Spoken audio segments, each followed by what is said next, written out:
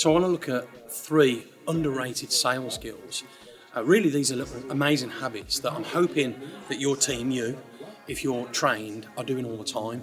So here's the most powerful underrated sales skill, and that is, very simply, being able to ask amazingly powerful questions when you're gathering information during the sales process. What I tend to find with a lot of salespeople that have either done it like the old-fashioned way, or maybe they're not open to some of the more modern ways of communicating, is they do a lot of explaining. So you'll know if you're doing this wrong.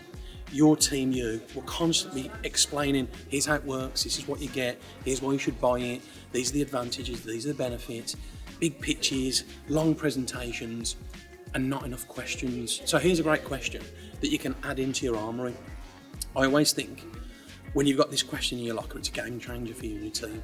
So the most powerful sales question I think we've got is very simply, what result would you need to get for this to be the greatest investment you've ever made?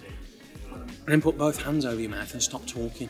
So when salespeople use this underrated skill of asking powerful questions, the second underrated skill comes into play. These 2 things, I'm actually hard of hearing, by the way. I've got hearing aids in both ears.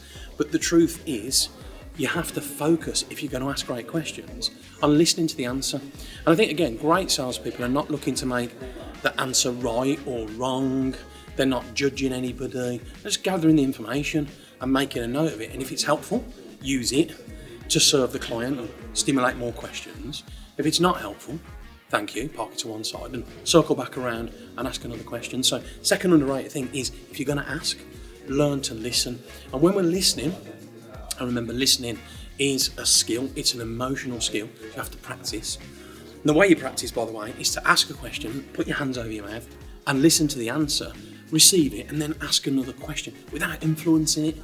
When you're gathering, ask, listen, and commit to understanding. So that's the second underrated skill. The third underrated skill, without a shadow of a doubt, is to have what I call some actual structure to conversations. So not winging it, not just sort of saying stuff if you're having a good day.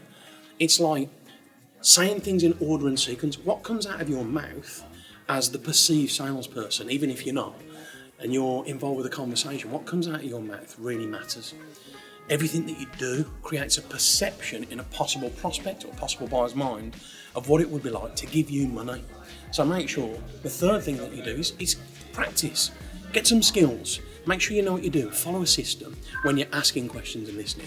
And you'll find that you become really, really personally responsible for sales conversations and interactions. You'll become easier to buy from. The interactions will be much more natural. And guess what? Only good things can happen when that's the case.